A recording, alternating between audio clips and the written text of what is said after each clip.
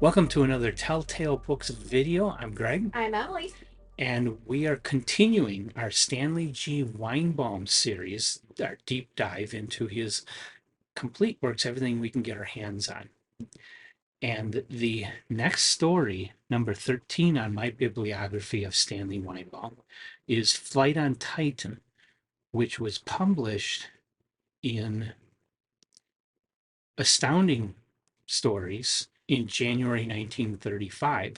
This was before John W. Campbell got involved with the magazine, before the Golden Age. And Weinbaum wrote a lot of his stories. They're kind of in a shared solar system of the future.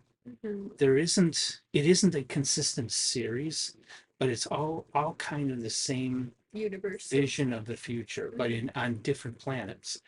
And so he did the two on Mars, he did one on Venus, he did this one on Titan, which is the moon of Saturn.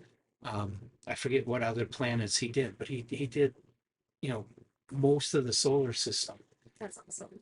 at in different stories through this time.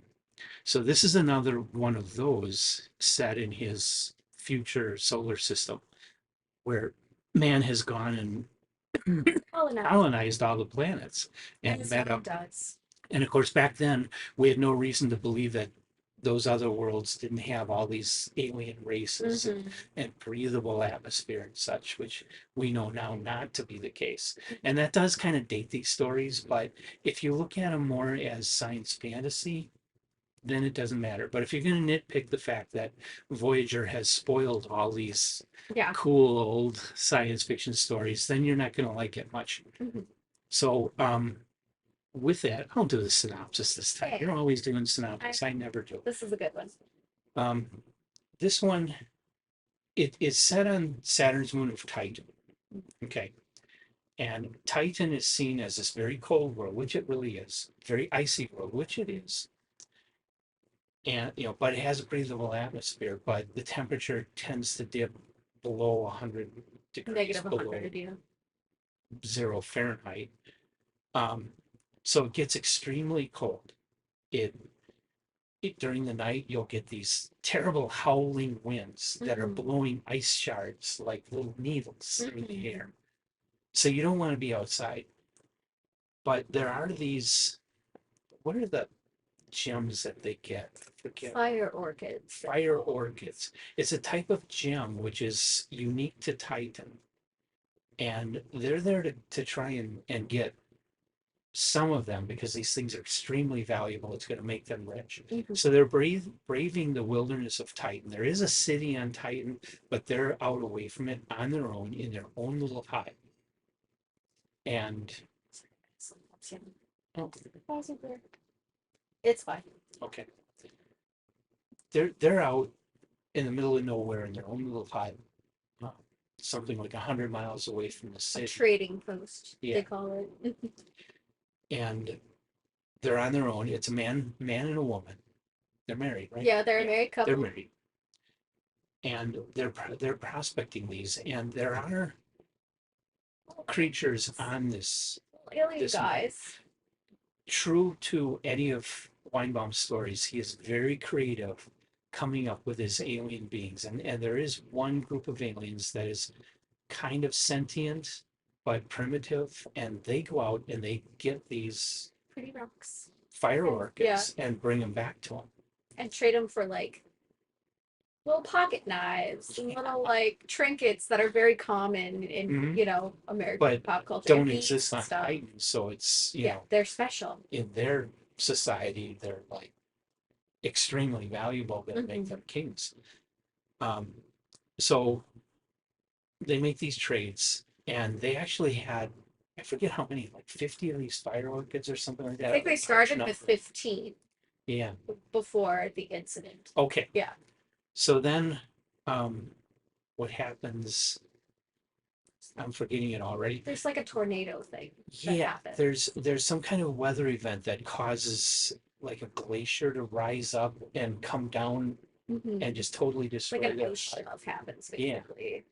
and their hut is just obliterated. All their stuff is inside. They've just got themselves. They managed to grab the gems before they ran And out an of it. emergency bag. One Yeah, emergency an bag. emergency bag and 100-mile hike, part of which is through mountains Hmm. before they get to the outpost Yeah. city. And they figure it's gonna take them about 10 days, I think, and 8 days. 8 days. Yeah. It And in takes eight part of it, days. they're going through an eclipse of the sun with Saturn. Hmm. So for 3 days, they're not going to have any of the sun shining on them, just a little bit of light coming from Saturn. So that it's going to get even colder and windier. Hmm. And they have to survive through all this Hmm. and do this long trek all the way back. Yeah. And in addition, they're moving with this high wind Hmm. until day 8, when there's going to be 30 minutes of stillness and then the wind switches direction. Yeah. So they're trying to move with the wind to push them to civilization instead of fighting against it. But they're still fighting to not get blown over. So there's a lot of muscle fatigue. There's a lot of, just being really exposed to high intensity elements is Yeah. their biggest thing to survive. Yeah.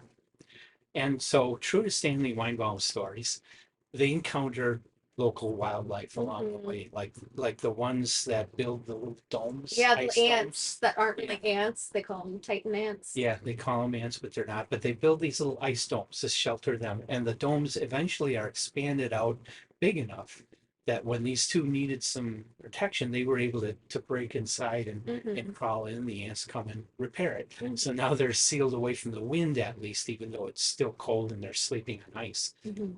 Um, so there's that, and then when they get to the mountains, they find this cave. They go into the cave, and they're marveling at these perfectly circular tunnels Hmm. that end up to have been created by these kinds of worms that are going Hmm. around, so they have to quick exit that. Yep. So it's interesting for his imagination of the aliens. It's really cool story, but beyond that, and this is 1935. Hmm. You have this survival story of these two characters, a man and a wife, surviving the elements and using their brains Hmm. to get through all this and make it back to this town. Hmm. And they do. Yeah. Sorry to Spoiling. spoil the Yeah. ending, but they live. Knowing how is the best part. So Yeah, it's the please journey, read it not still. Yeah. Not the destination the per se. destination. Um, it's just so well written, It is. well characterized, You have these a very gripping story. It is, and it's such a fun adventure because you not only get this beautiful world building, but you have these two really lovely characters who have Mhm, just a great amount of mutual respect in their relationship. mhm. They are, they're in it together or not at all. Like, and there's a lot of equality as they do things. Like, they may Yeah. not have the same intelligence level per se in everything, or, the same intuitiveness, but they have such a deep love and respect for each other, which is so obvious in this story. Mhm. This is almost a romantasy. Almost. Almost. It's like a fantasy story on Titan with this beautiful married couple who just Mhm, want to live to see tomorrow and are trying to fight to make a living. mhm. Oh yeah, that's another thing I don't think we mentioned is that the world economy collapsed, and that's why they decided to go to Titan to try and make it big. Yeah. It's like either make it big or die trying. Yeah. Anyway, we were at this lovely couple Yeah. with beautiful representation of it's a really healthy marriage, which I appreciate. That's not part of the drama. Yeah. The drama of this is they love each other, they want to survive together or not at all, and they have to face these really intense elements and this unknown landscape Mhm, essentially in mhm. order to be able to survive. So I love that because there's not that added drama. It's Yeah. kind of a romantasy where you Mhm. have this fantastic fantasy world of Titan that's kind of sci-fi, and this beautiful couple that's just trying to survive together Yeah. and make it big. And they're working together to make it. Yes, and it's kind of interesting too because I don't know if the video cut this off or not before our battery died. Go. But the reason that they ended up going to Titan, I don't know that we mentioned in the synopsis, is because the world economy has collapsed. Yeah. The only people who are making it are the extremely wealthy. Hmm. And so they decide they're going to band together and try to go to Titan and mine these rare minerals to try and make it big in the world, try to make it big and become ultra wealthy in order to be able to survive on Earth again Yeah. because there's nothing left. Yeah. So they're in it, they're all in or nothing at all. And even if they go back, they'll just starve to death anyway on Earth if Yeah. they come back with nothing. So this is a real survival story. Hmm. But it's just so lovely that you have this little bit of romance and they love each other so much and they're just banding together and like figuring it out. Hmm. And it's mutually respectful. And Yeah. that's not part of the drama, which is, I think, a very common thing in a lot of modern literature now, is that you usually have a couple in conflict as this conflict is going on. And that's not the Yeah. case in here. It's just a really healthy And dynamic. people aren't always in conflict. I mean, conflict makes for more interesting stories, but sometimes people do get along Yeah. and And that's what I have love about this is, decent relationships. yeah, it is a really healthy relationship. Hmm. And they're just trying to survive all these external elements that are trying to kill them. Yeah. It's nothing more romantic than that. Hmm.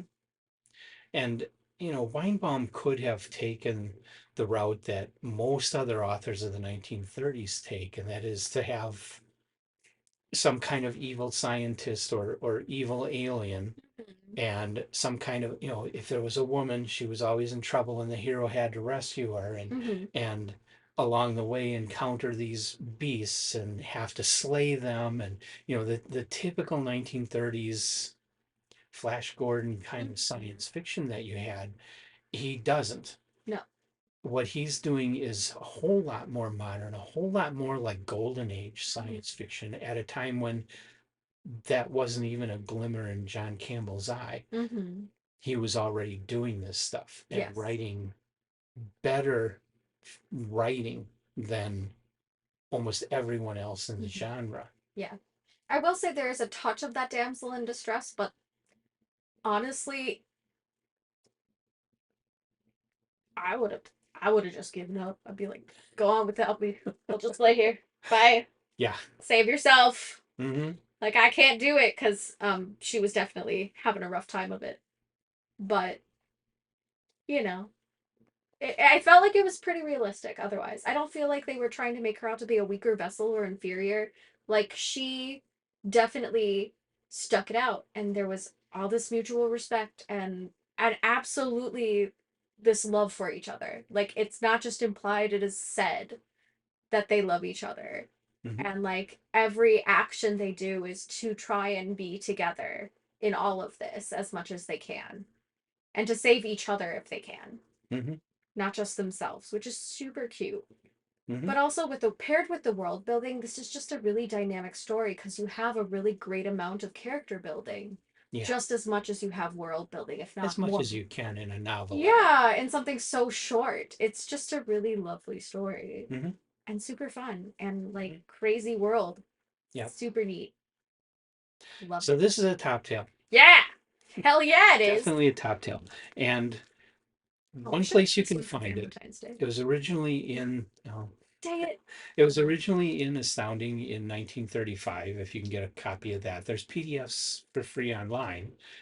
Um, I have it in its first book appearance from Fantasy Press, The Red Peary, which is a collection of short stories by Weinbaum. Mm-hmm.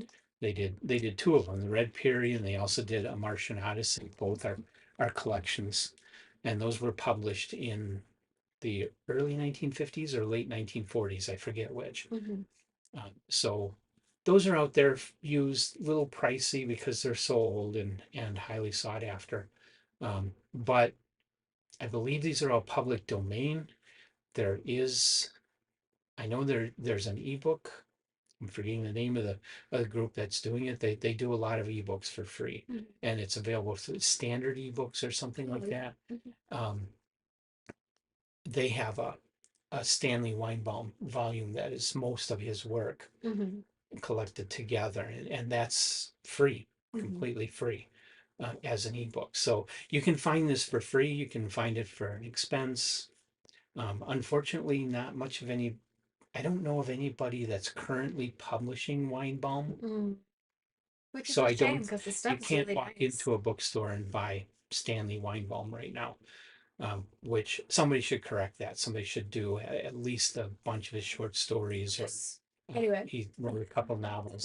yeah. Eventually, when When we we have get enough money, you know, when when we get people there. give us money to do it, Yeah. um, I would love to. But if somebody else wants to beat me to it, it would be great to have Have at it.